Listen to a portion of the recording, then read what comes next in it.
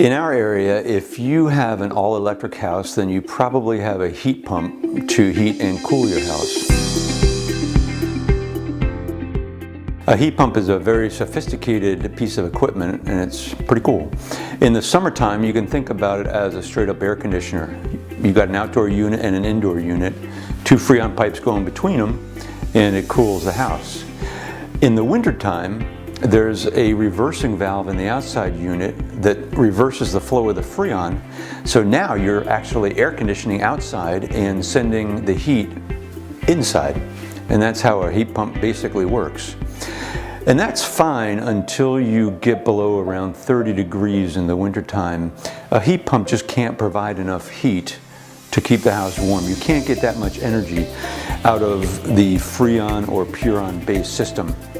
And I want to tell you about something that we see pretty frequently, and it can translate into a $300 to $500 bill in March or April. You have two forms of heat in a heat pump actually in the wintertime. Since the Freon-based system cannot keep the house warm when it gets really cold, you have electric heaters typically to also add heat.